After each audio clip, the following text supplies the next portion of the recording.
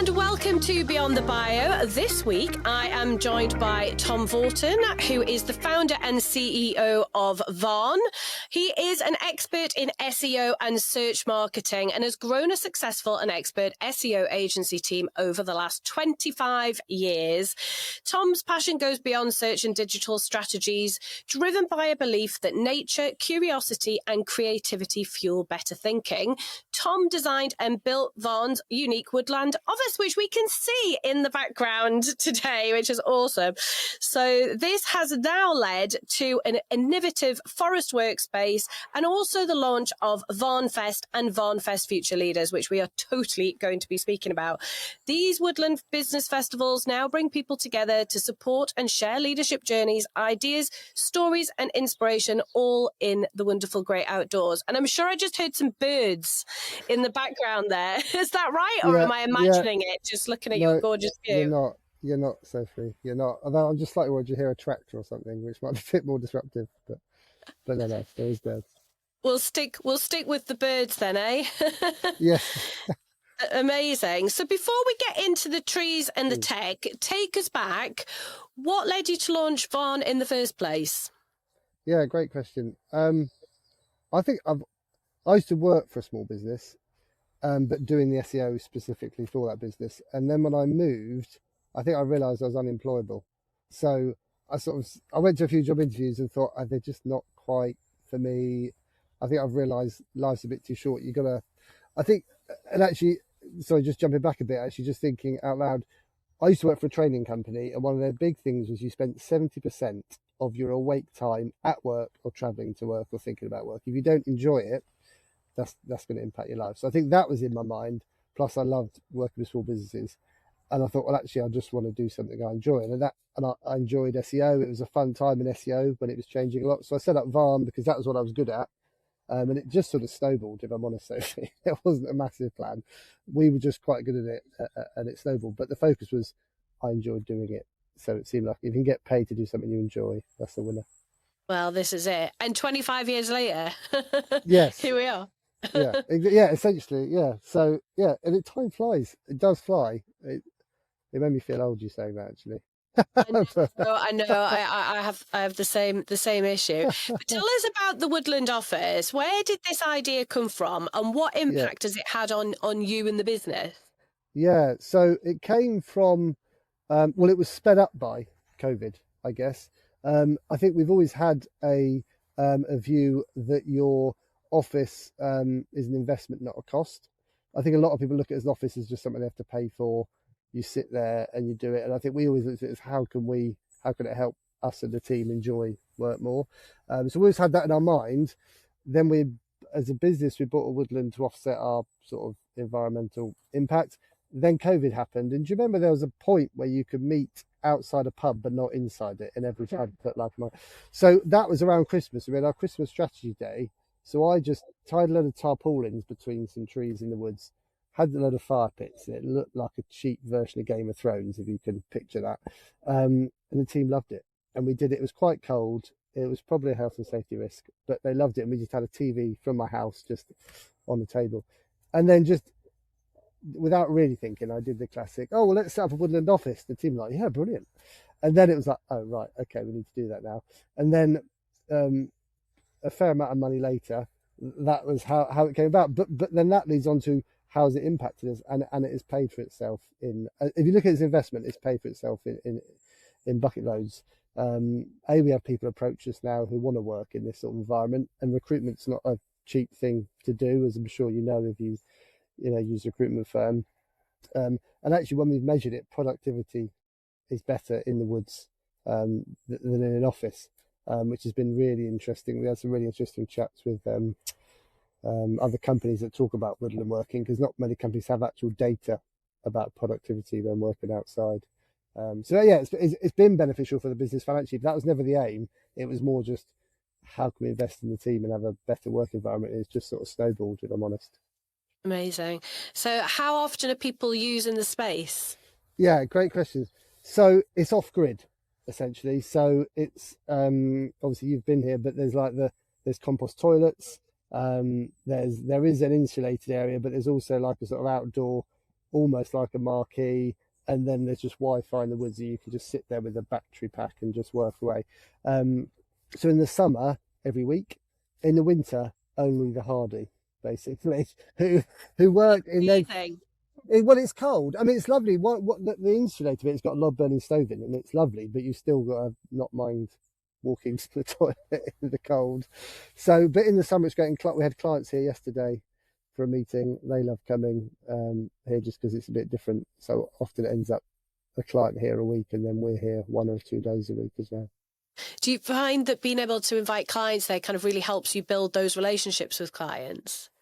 Yeah, definitely, because people buy from people. I mean, we're obviously proud of what we do, and it's been really fun, the evolution of AI and SEO at the moment.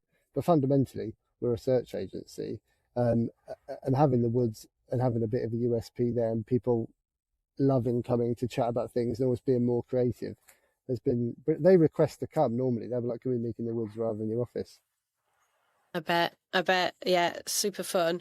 Apart from in the winter, Well, so yeah. having the woodland space is amazing, and it's now led on to the creation of VarnFest and also VarnFest Future Leaders. Where did that idea come from? What inspired Yeah, you to do it? I really enjoy it. Or we all, I think, enjoy working with our clients. Actually, we're quite fortunate, but a lot of them are regional businesses.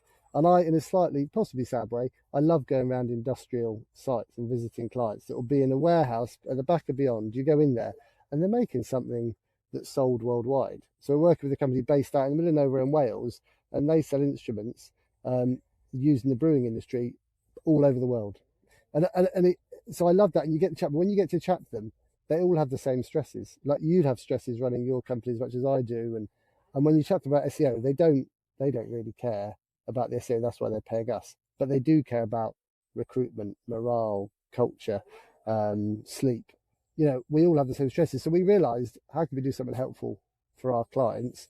And then VarnFest, which you've brilliantly helped in with, was born as how can we do something helpful for our clients and friends of the business? Let's get some people in that we don't know, that have been there and done it, like yourself, to talk about it, to make everyone realise we're all normal, we all have similar challenges. Let's share those. And then Future Leaders came out of that, because that was for people who at the beginning of their career sort of telling stuff we wish we were told when we were between 20 and 25. And that happened because a lot of people that came to VarnFest were like, can my junior team come along? And we were like, well, it's a slightly different demographic. And it's just grew from that, really, just from people asking. How long have you been running it for, Tom? Oh, good question. I think it was our 4th VarnFest this year, and then our 3rd Future Leaders. Cool. And for anyone that needs this bringing to life, talk me through what someone experiences when they come to VarnFest. Yeah, so it's not a networking event. The idea is just it's like-minded people, so it's all business leaders and owners, and quite a range actually. But the idea is it's in the woods, so it's a bit different. But the idea is it's just to take time out, because life's busy running a business, and if you can take time out and it's the classic work on the business, not in the business thing, but it sort of forces people to do that with really, with speakers who are really interesting and engaging and thought-provoking. So the idea is you come along, and like I said, we had a talk about someone talking about sleep, who had struggled when running a business, about the importance of sleep, but then the science behind it and helping people realize that. We had a talk about people who've run their own business, just their business story, a bit like you did, Sophie, which people loved, but also you gave away information and advice, almost like consultancy, wasn't it? So the idea is people come and personally learn, but also learn something that can help their business grow. What's the criteria for people attending? Are they all clients? Are they people you want to be clients? How do you promote it? Or do you promote it? Well, so we genuinely did it to try and be helpful.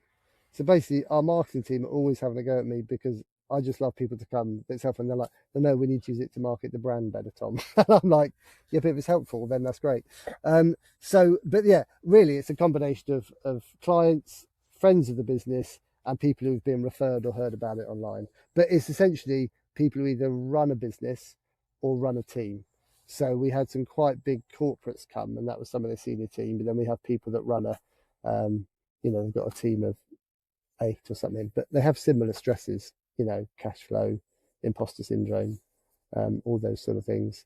So there, anyone really who's in that specific area, only because the pressures are similar. So, and the idea was it was from all different sectors, so that it doesn't become like I'm in agency land, obviously, being an SEO agency. You go to other agency events, which are great, but it can be a little bit like everyone's trying to look like they're fine. Everyone's like, yeah, fine, yeah, business is going great. Whereas this is because it's different sectors. Like we had someone who's a bag manufacturer, someone who makes golf bags, as well as some companies from London that are law firms. They're all sharing their stories, but they're not competitions, so they can be more honest. So do you see this as a cross between marketing and community building and support? And Yeah, I think our marketing team does very much so. See, as marketing, I see, honestly, one of our values is just to be a helpful partner. So one thing, just briefly, that I spoke about at VarnFest was how it concerns me how all the press talks about the stresses of running a business and how stressful it is. And now whether you agree with them or not, so I'm not having a political dig, there's the tax changes have an influence as well. And I think we're almost too negative about running a business. So my heart was really just, how can we encourage people to run a business? Because often you fall into it because you just do something you're good at. You haven't had any training for it. So it's just like, how can we help people enjoy work more? Obviously the marketing team would rightly say, well, that's good for the brand and you'll get work out of it, which is factually correct. But the original was just, how can we just help people like us, treat people how you want to be treated, really? And because we had the resource and the time, and we just seem to be relatively well connected, they're like, well, we can put it together and invite people. And how have the marketing team tracked the success of the event? What kind of things are they seeing or hoping to see? That's a great question. The tracking, I suppose, brand awareness would be the main one. And it's amazing, and you probably see this more than me because of your influence on LinkedIn, but it's amazing when people talk about it to us who never really engage with it, but will be like, oh yeah, you guys do like regionally, they'll be like, oh, you're the guys that do VarnFest, but they never will have engaged. You must see that a lot where people don't engage all the time. Yeah. So I was just talking to someone about this the other day, because I was talking about how you just never know who's looking at stuff, because every week I will get an inquiry from someone who's seen stuff I've posted on LinkedIn, yet I would never have known that until the point of the inquiry, because they've never commented, they've never sent me a message, they've never even liked one of my posts, yet that's what they're referring to. So I think it's a case of that awareness piece. There are a lot of lurkers out there who 100%. See what you're doing, and it lands.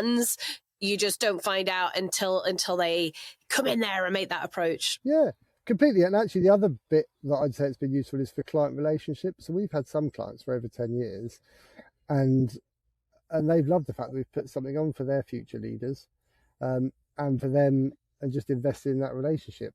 And that's definitely added value. Yeah, and I think that's been huge as well. And the future leaders has been, for us, as part of our culture. So half of the people probably that come along are from some regional sort of charities that work with people from underprivileged backgrounds, to try and help get them into work. And again, the whole point there is just help them realise that the people that have maybe had a formal education and had a more structured life are actually the same as them. They've just got imposter syndrome. And honestly, the people that come along are brilliant. There's people that have whose unfortunately, like, parents have died. They're from Kenya. There was a lady, and it was just great to see her just mixed with someone who's on a graduate trainee scheme with a pharmaceutical company, realizing actually I'm the same, I can still do it. So that's been great as well, as part of just the positive impact on that. Some feel good stuff there. And do all of your team attend the events as well? So we've got a grad program, so all our grads and what we class as future leaders in that category attend. For what we don't have, actually, which we have chatted about, we haven't really got one for like middle managers, which there is a bit of a request for, because the thing is with the main VarnFest one, it is for business owners and leaders, because as you know, there is an extra pressure when the buck stops there, where if you're running a big team or a business, even if whether your business is 4 or 400. In fact, we had someone come who was an ops director of a massive hotel group, who'd since set up his own hotel since leaving that. So he used to manage 2,000 staff. He now manages 40. He's like, it's so much more stressful running 40.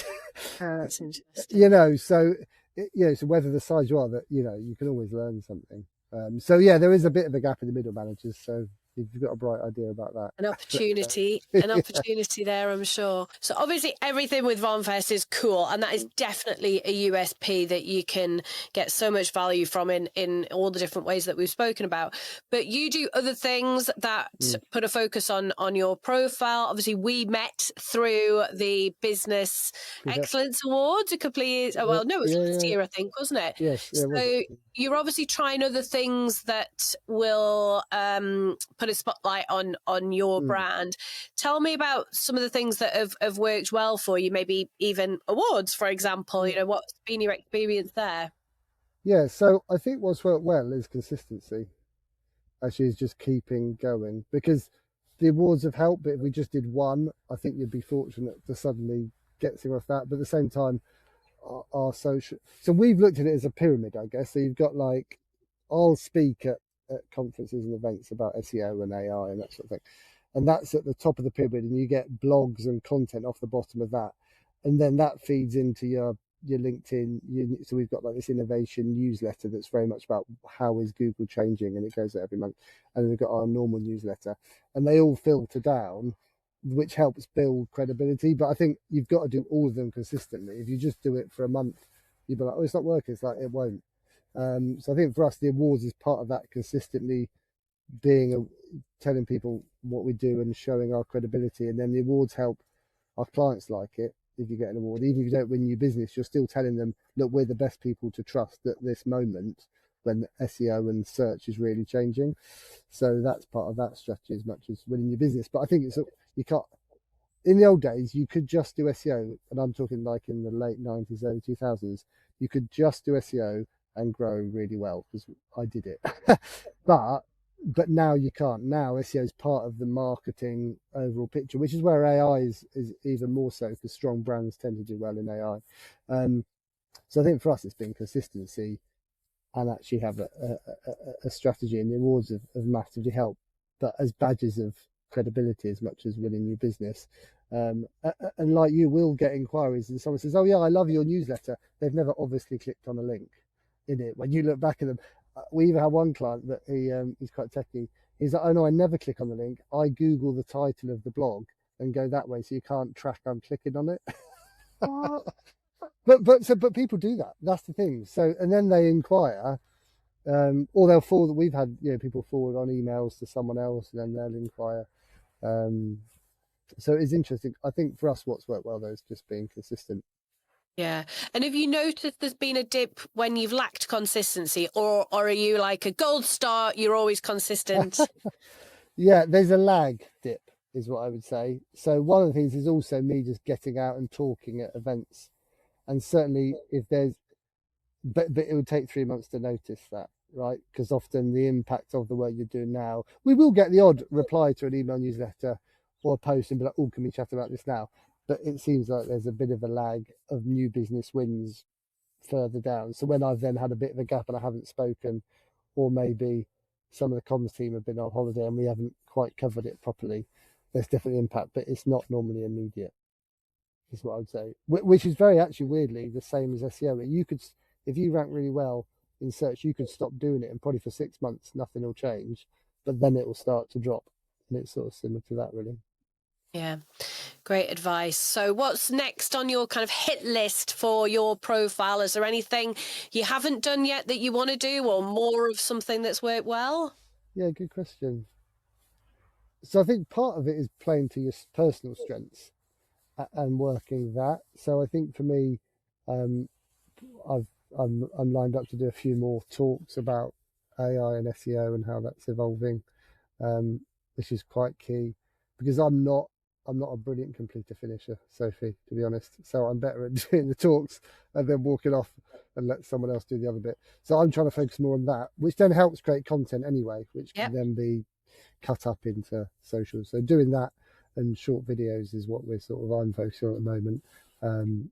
So that's where my time is, and then having having this consistent approach underneath that to push it. I think the other key besides consistent is helpful. So we won't push something out if we haven't got anything helpful to say. So actually we have had a chat sometimes, but do we do a newsletter? We're like, is it actually going to help? Because it's like with the talks at VarnFest or anywhere that I'll do, the main thing that stresses me out actually is am I wasting people's time? And I think you've got to have that same approach with newsletters or posts or whatever. So that's consistency and is it actually helpful is always a key thing. So it's trying to, at the moment, it can be a helpful time to talk about AI and SEO because it's changing a lot, as you know. So I think you posted about it actually. So that is quite a helpful time, and there's things we can say because we've got a big enough team that are researching it and playing with it. So yeah, it's just trying to focus on. That's the main focus for me at the moment is talks and videos. Lots to go at. Amazing. Oh, Tom, it's been so good talking to you, find out what's working well, and also seeing that gorgeous woodland as well. Again, be reminded of how lovely it is. If anyone watching or listening hasn't come across you before, where's the best place for them to find you? Well, either our website at Varn, varn.co.uk, or Tom Vaughton on LinkedIn, or Varn Search Marketing on LinkedIn. Will be fine. You can message us through that or direct message me through the website, and it'll just get forwarded on, or just connect with me on LinkedIn. I love a discussion about SEO, so just we'll pop those links in the show notes to make it super easy for anyone to connect with you. Cool. Thank you very much. Thank you for listening. If you're serious about growing your profile, take our free profile assessment quiz to see where you're at right now and get hints and tips on how to improve your score. You'll find the link to the quiz in the show notes. If you've enjoyed the episode, it would be mint if you'd subscribe, like, and leave a review. See you next Monday.